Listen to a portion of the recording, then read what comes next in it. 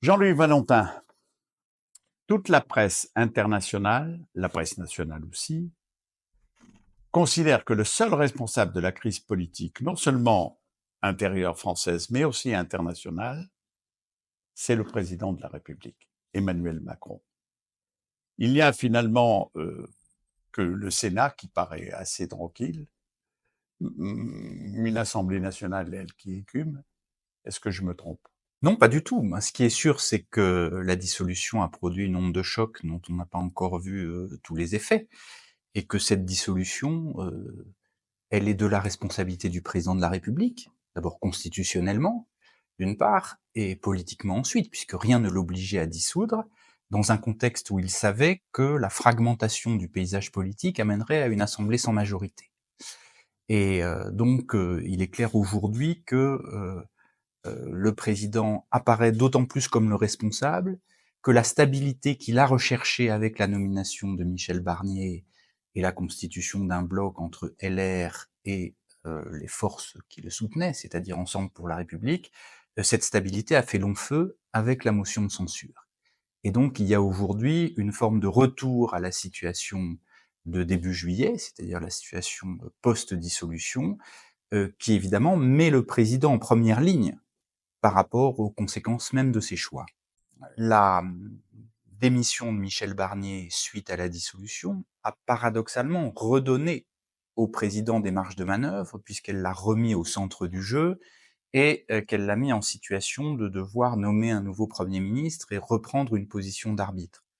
Mais il s'agit, je dirais, d'une situation intermédiaire dans la mesure où personne ne sait quelle va être la durée de vie de ce gouvernement, personne ne sait quelle est la majorité de compromis qu'il va pouvoir trouver à l'Assemblée nationale, et personne ne sait s'il va pouvoir échapper à une nouvelle motion de censure conjointe, enfin conjointement votée par le Rassemblement national d'une part et la gauche de l'autre. Donc on est dans une situation incertaine sur le plan politique, qui a d'ailleurs un certain nombre de répercussions extrêmement négatives sur le plan économique, sur le plan de la sécurité et sur le plan de la vie quotidienne des Français. Et cette situation intermédiaire, pour le moment, n'est pas préoccupante pour le président de la République sur le plan institutionnel, mais pourrait, sur le plan politique demain, le mettre dans un moment extrêmement inconfortable. Il y a un fait politique. Vous parliez de censure, mais vous n'avez pas l'impression, comme moi, que le Rassemblement national, Marine Le Pen, ménage François Bayrou? Oui, je dirais que c'est un tout petit peu plus compliqué. Il le ménage en apparence, parce que Bayrou a eu des mots aimables pour Madame Le Pen au moment du procès des assistants parlementaires, et parce qu'ils ont un combat commun sur l'instauration de la proportionnelle.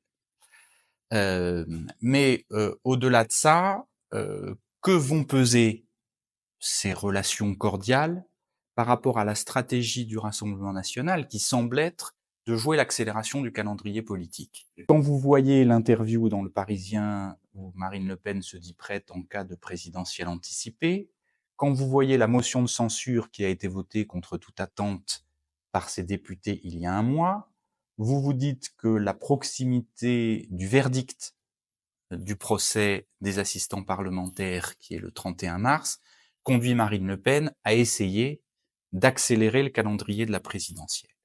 Et dans cette perspective, une nouvelle motion de censure est une arme tout à fait évidente à manier, dans la mesure où elle mettrait pour le coup en cause assez directement le président de la République, qui apparaîtrait comme incapable de dénouer la crise qu'il a lui-même provoquée avec la dissolution. Donc, restons prudents parce qu'on a déjà dit il y a 6 mois, au moment de l'entrée en vigueur du gouvernement Barnier, que le Rassemblement national, tout à sa stratégie de notabilisation, laisserait du temps et ne voterait pas la censure. Et puis, finalement, on s'est aperçu 3 mois plus tard que ce n'était pas le cas.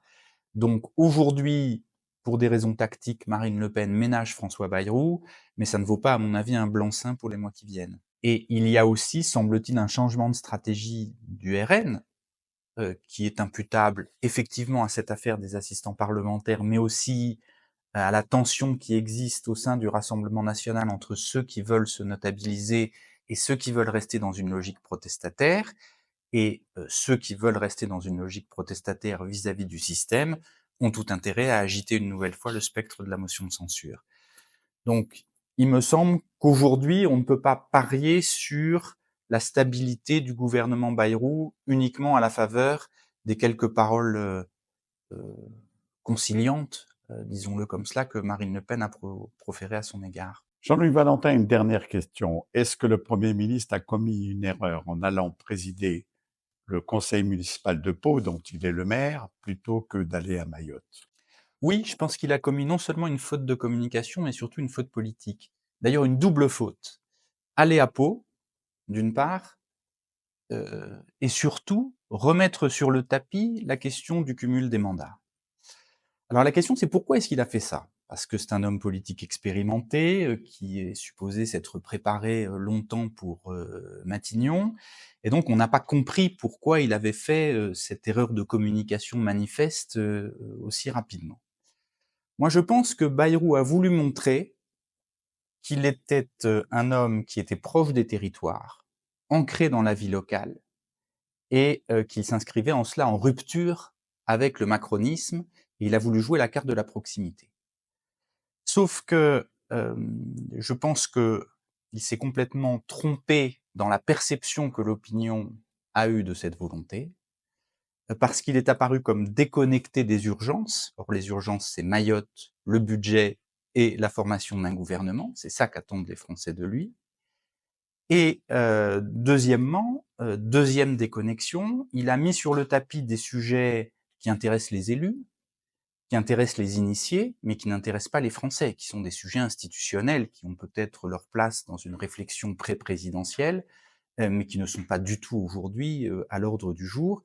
Et donc, en voulant apparaître comme proche, il a en fait montré une très grande déconnexion par rapport aux préoccupations immédiates des Français. Et je pense que c'est en cela que ses débuts sont aujourd'hui extrêmement compliqués, d'autant qu'il avait l'image d'un homme politique blanchi sous le harnais et donc à l'abri des erreurs de débutants. Je lis, comme tout le monde, les récits qui sont faits dans les journaux de cette affaire. Ce qui est sûr, c'est qu'il y a eu un bras de fer et que Bayrou tenait absolument à être Premier ministre. En même temps, le choix du Premier ministre, c'est toujours une prérogative présidentielle. Donc même si le président est fragile, en dernier ressort, c'est le président qui nomme en fonction d'une situation politique. Et la situation politique aujourd'hui est très simple. Dans l'Assemblée fragmentée qui est la nôtre, le président ne pouvait pas se passer du soutien du MoDem. Et donc il a nommé François Bayrou parce qu'il a pris en compte la réalité politique qu'il n'avait pas voulu voir pendant une semaine. C'est-à-dire que nommer un Premier ministre de type Roland Lescure ou Sébastien Lecornu, c'était rétrécir une majorité qui est déjà inexistante, et donc se condamner à la crise institutionnelle. Il a fallu la guerre d'Algérie pour que la 4e République soit renversée. Et il a fallu 1940 pour que la 3e République elle-même agonise. Donc on peut très bien avoir une situation d'instabilité durable et une France qui s'enfonce dans la crise politique sans perspective. C'est tout à fait un schéma, hélas, c'est un schéma possible, mais qui n'empêche pas la vie économique et sociale du pays de continuer, dans des conditions évidemment rendues incertaines et dangereuses par l'instabilité politique. Mais au jour d'aujourd'hui, je pense que le pays peut tenir avec une situation politique complexe. Merci.